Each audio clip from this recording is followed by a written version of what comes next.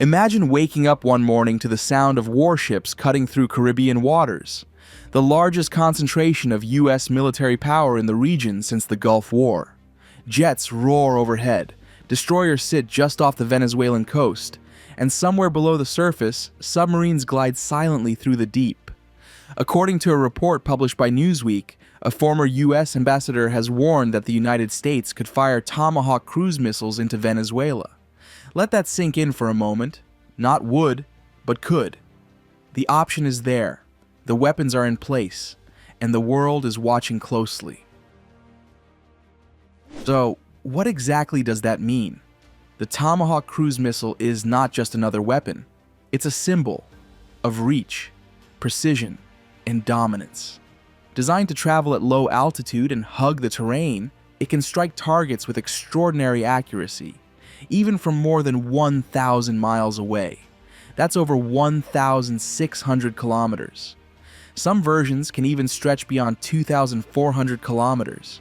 Imagine standing in Caracas while a missile is launched from a ship thousands of kilometers away in international waters, and still hitting its target with pinpoint precision. These aren't theoretical capabilities. The U.S. Navy vessels currently deployed in the Caribbean, the Gravely, Jason Dunham, Samson, and the Lake Erie, among others, are all Tomahawk-capable warships. Each Arleigh Burke-class destroyer carries up to 90 vertical launch system cells, able to house a mix of Tomahawk cruise missiles, anti-ship missiles, and interceptors. Even below the waves, nuclear-powered fast-attack submarines, such as the Newport News, lurk unseen, ready to launch the same weaponry without ever being detected. These are not patrol vessels. They are instruments of war, designed for global strike operations. Now, combine that firepower with the strategic deployment of U.S. air power. In recent weeks, B-1 Lancer and B-52 Stratofortress bombers, aircraft capable of carrying massive payloads of precision munitions, have flown missions near Venezuelan airspace. Their presence is a statement in itself. The B-52, with its unmistakable silhouette and decades-long history as a symbol of American air superiority, is often used not for attack, but for signaling, a warning that the United States can strike anywhere, anytime. The newer B-1s add speed and flexibility, able to race from distant bases to the Caribbean in hours. When these aircraft appear, it's never accidental.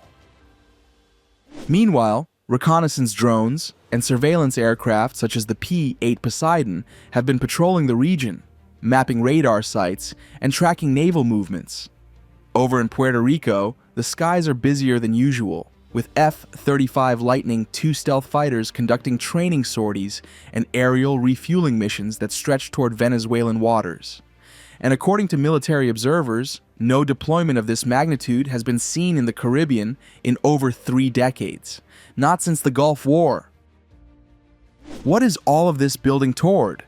Officially, U.S. officials frame the mission as a regional security effort, a push to counter criminal activity and ensure stability. But experts see something more layered. The scale of this operation far exceeds what would be needed for a simple security patrol. Multiple destroyers, a cruiser, a submarine, and long-range bombers? That's a strike-capable task force. So the real question becomes, is this about deterrence or preparation? For Venezuela, the message couldn't be clearer. Its government has declared a state of maximum alert, mobilizing troops and civilian militias. Radar stations along the coast have been activated. Fighter jets have been seen scrambling in response to unidentified aircraft near national airspace. Yet both sides know that when forces of this scale gather in close proximity, the line between deterrence and escalation becomes razor thin. Let's pause for a second. Picture the scene from space. The Caribbean glowing at night, dotted with the heat signatures of U.S. warships, aircraft carriers, destroyers, submarines. And over Venezuela, a restless network of radar and missiles preparing for whatever might come.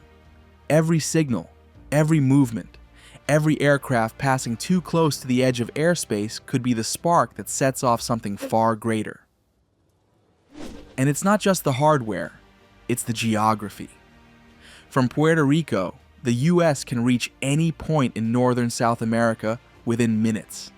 From the waters near Aruba, Tomahawk missiles could strike Caracas before the radar even registers them. The Caribbean Sea, once a commercial and tourist artery, has become a chessboard of military power. In the corridors of Washington, this posture is described as a show of readiness, a projection of strength, but readiness can look a lot like aggression when viewed from the other side. Venezuelan officials have accused the U.S. of attempting to intimidate and destabilize their country.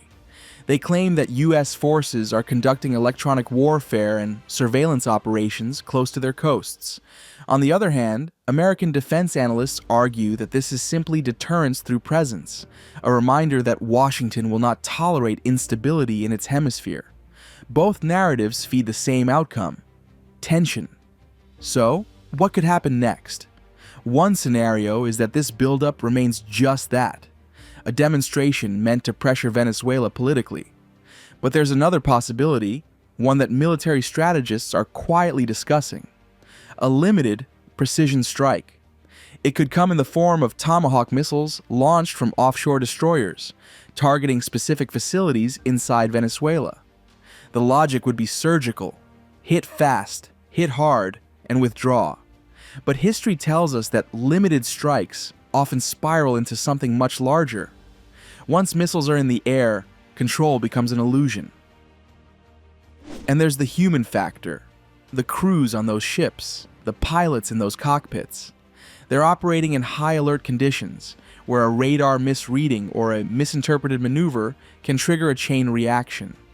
The U.S. Pentagon already described one incident in which Venezuelan aircraft flew dangerously close to a U.S. Navy ship, a reminder of how thin the line really is between warning and warfare. Each passing week adds a new piece to the puzzle: more flights, more ships, more rhetoric. The United States insists it seeks stability. Venezuela insists it is defending sovereignty.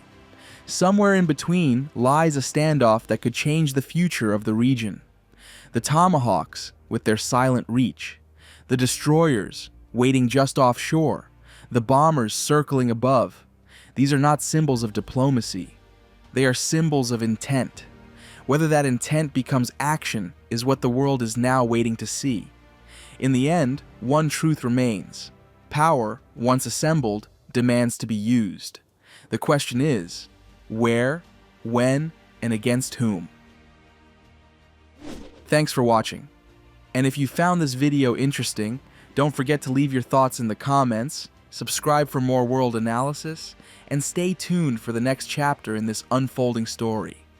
Because in times like these, information isn't just power, it's survival.